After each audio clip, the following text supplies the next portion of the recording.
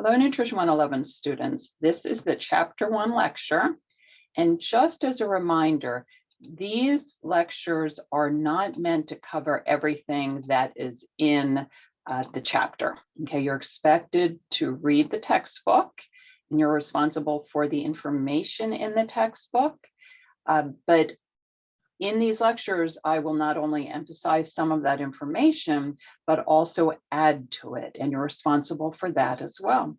So this is the first chapter, and it is a foundational chapter for the rest of the course. To get started, let's look at some basic definitions that are involved in this course.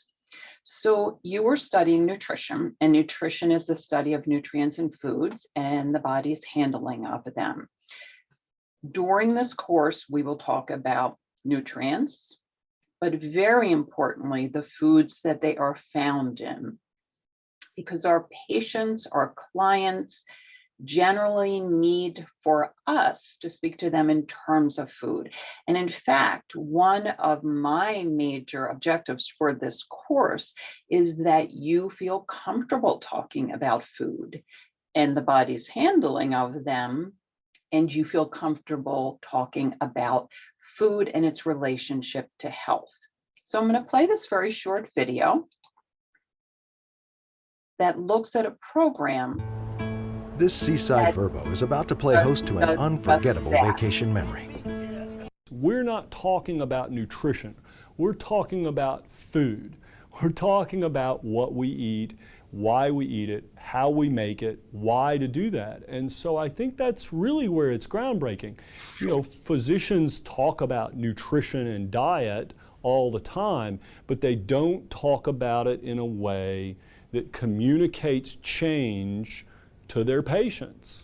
The Goldring Center for Culinary Medicine is really 5 concepts or 5 goals. One goal is to teach medical students and residents how to cook, but really the goal of that is how to translate that information they learn in the first 2 years of medical school, the preclinical basic sciences, with the conversation that they're going to have with their patients about food. Having the kitchen portion of the nutritional curriculum here allows me to have a much better idea as to specific advice that I could give patients. The second is to teach the community. So we teach our medical students how to teach the community how to cook.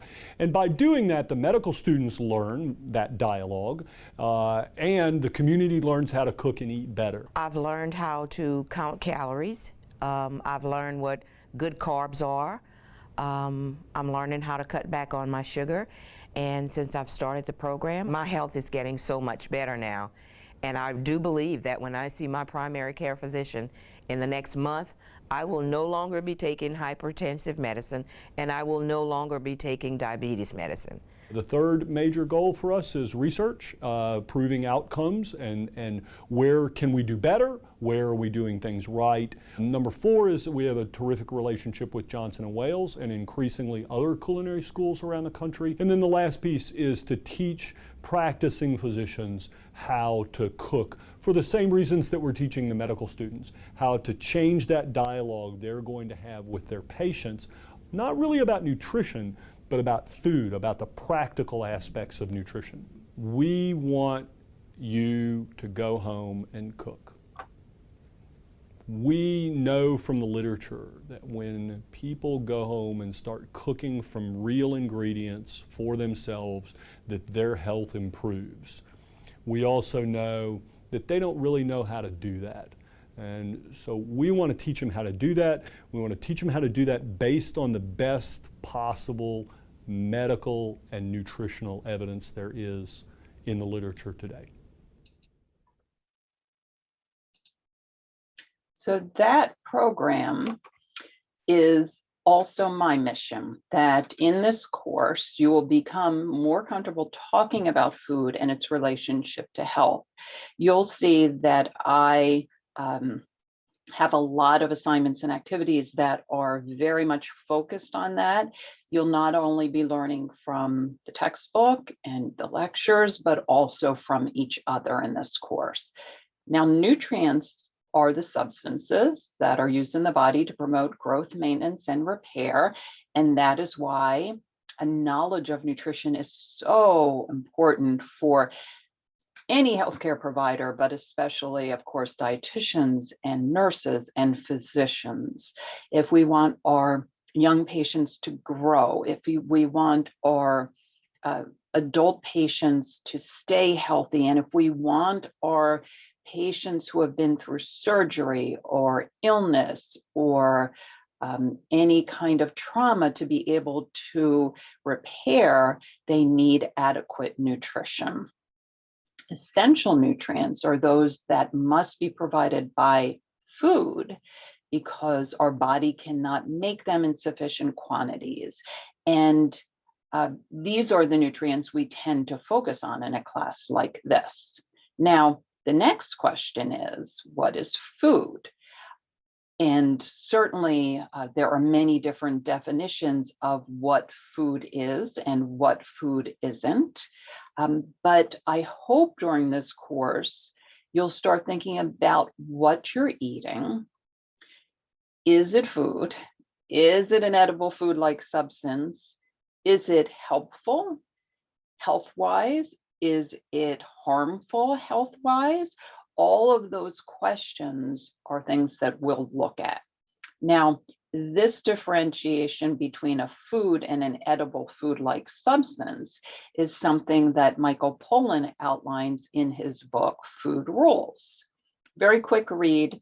It's not required for this course, but I've pulled some of Michael Pollan's food rules from the book, and here are a few, and you'll get the gist of this as you read just a few. Avoid food products that contain more than 5 ingredients.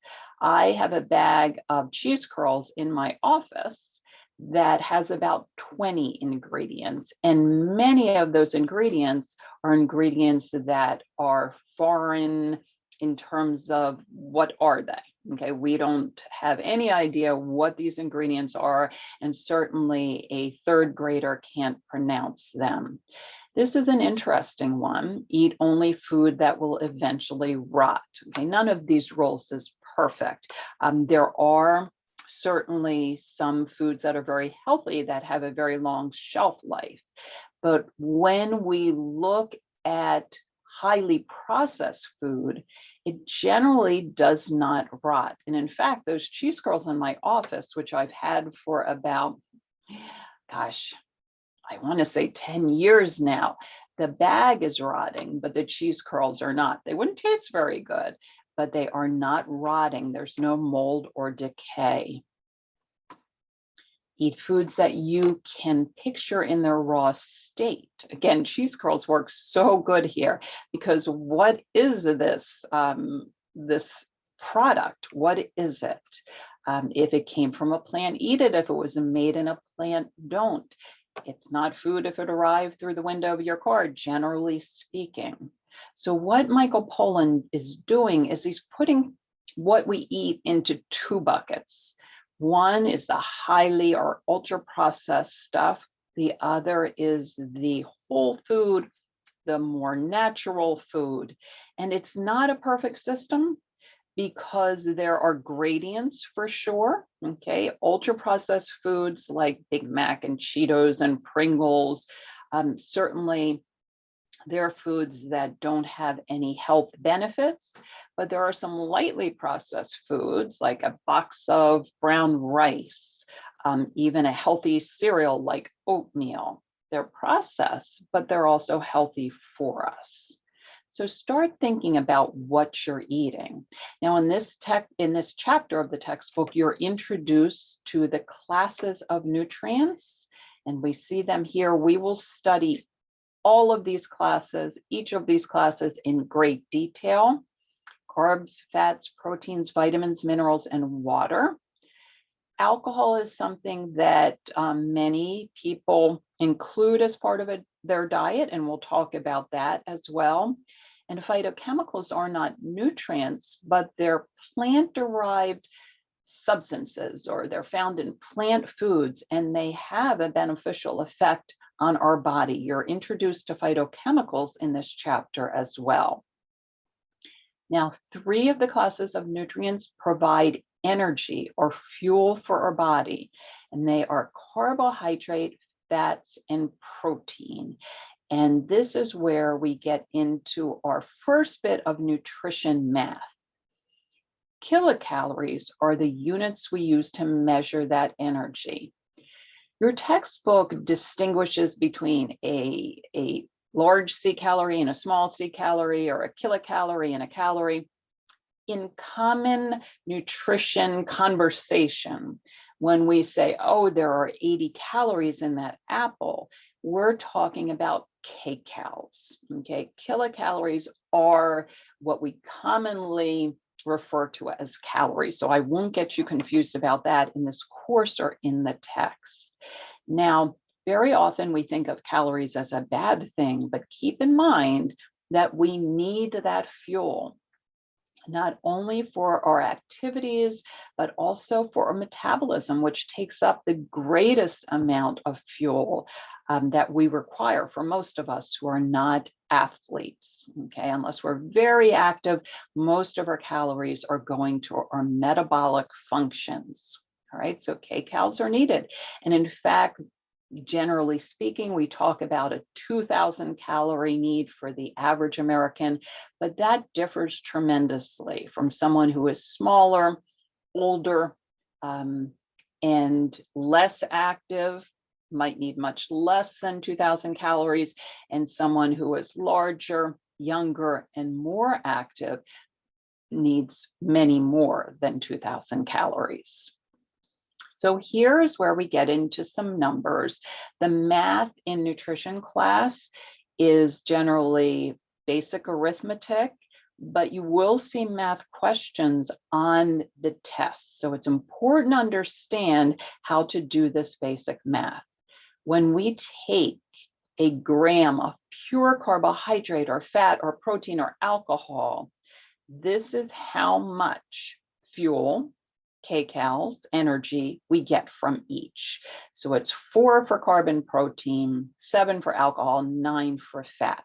Okay, and we're going to use that in some math, and you'll see that illustrated in your textbook. But it's also important to note here that we can see immediately that fat is calorie dense. So fat gives us a lot of calories, even if it's healthy fat. It adds up. And this is not to say that you should not include healthy fats in your diet, because you should, but they're still fat and they are calorie dense. Now, this is the math that's done to determine calories from those numbers. So if you look at the total carbohydrate, you multiply that by 4. You look at the total fat, multiply it by 9, and then you look at the total protein, multiply by 4. Do the math inside the brackets first, add it together, and there you get your 81 calories, which is rounded down in the label to 80. So you can practice this math with some labels, and you should be in a few calories, within a few calories of what's listed on the label. Okay, here's another problem, and you can see that here, a grilled chicken sandwich. You've got 182 calories from carbohydrate, 126 from fat, and 180 from protein. Doing the math, 4, 4, and 9. And then here you have a pina colada. Not the biggest pina colada either. Take that into account. It's only an 8-ounce pina colada. And you can see here that we also have to add in the grams of pure alcohol. Okay, so there's the alcohol, just a little bit of protein in there, a little bit more of fat, but mostly carbohydrate to add up to 438 calories. So there will definitely be a test question that asks you to calculate the calories from the grams of carbohydrate, fat, and protein. So your textbook begins actually by talking about why we eat, what we eat. And it's not a bad place to start, because if we are going to attempt changes personally or attempt to inspire changes in others, okay, our clients, our patients, we need to understand why people eat what they do. And this can differ from one person to the next, and we need to consider this when planning strategies. So you can see that there are quite a few different reasons we eat what we do. Very commonly, taste and preference. People like what they like, but I will have to tell you that in our food environment of ultra processed foods, we're eating a lot of sugar and salt.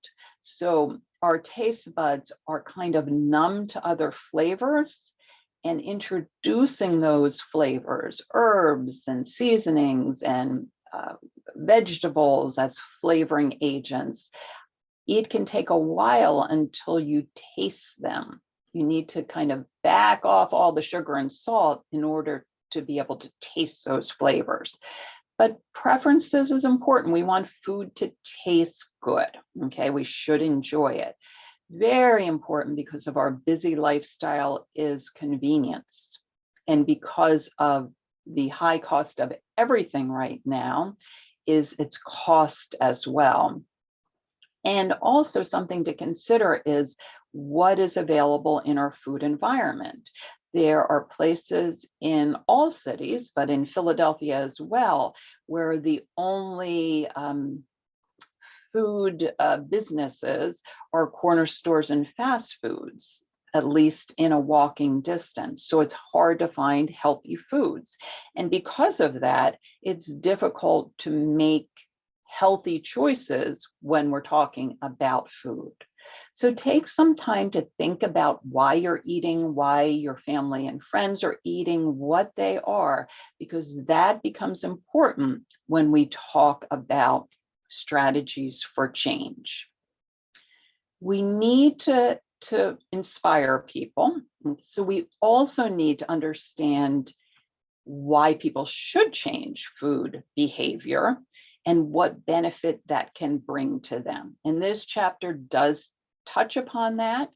These are the leading causes of death, and certainly heart disease and some cancers have a nutritional component. Not only what we're eating, but what we're not eating. Also, our body weight as well, in both cases, can contribute to these diseases. Moving through this, a stroke, certainly being a vascular disease, has a nutritional component in terms of influencing your risk. We now know that Alzheimer's disease has a nutritional component to the risk for developing it, and certainly type 2 diabetes as well, and kidney disease related to blood pressure. So when we're talking about risk for developing chronic diseases, diet becomes very important. But I wanted to stop here and mention a few other things. Sometimes it's difficult in the crush of the day, and all of the things that need your attention, to have any concern about what may happen 20 or 30 years down the line. I want to also emphasize that a healthy diet can help you now, not only in things like lowering your blood pressure and lowering your triglycerides or your unhealthy cholesterol, but also in how you feel, in the strength of your immune system to ward off illnesses, in your energy level, in your mental health. There's a lot of good research now that shows that having a more plant-based, less ultra-processed food diet actually leads to better mood, less anxiety, less depression. Not the sole cause for those problems, but certainly can help alleviate them. So during this course, if you don't consider your diet especially healthy, I'd like to challenge you to take this time to see what changes bring about in terms of you. Okay, how do you feel on a healthier diet? Now, when we talk about these things like less chronic disease, better mental health, less depression, a longer lifespan, we need to keep in mind that nutrition is an evidence-based field. We need to rely on the science, okay? Not someone's blog post, not a YouTube video that seems exciting, the actual science. So this textbook in this chapter does review the scientific method, and you should as well. Okay, take a look at that. You may see that on the exam. It's a very kind of rigid process where you have to move through certain steps. And then even when you get some exciting results, you need to conduct more research to confirm them. I can use the example of nutrition and cancer. It took years to get to the point where we finally felt confident enough to issue nutrition guidelines for lowering the risk of cancer. And there were about 500,000 studies that came into that, or those recommendations. So it's really important to know that one study does not do the trick, bring recommendations. Take a look also at the different types of studies. Some are stronger than others. Certainly a more controlled study is preferable over an observational study. Take a look at that as well. And then also remember, and we'll talk about this throughout the textbook, it's very important not only to use evidence-based recommendations when we're talking about nutrition, but when we are looking for information, to make sure that we're gathering it from a good source. And I know that you've had this before, but it is so easy to fall into the trap of using whatever looks exciting or sounds neat and is found on the internet.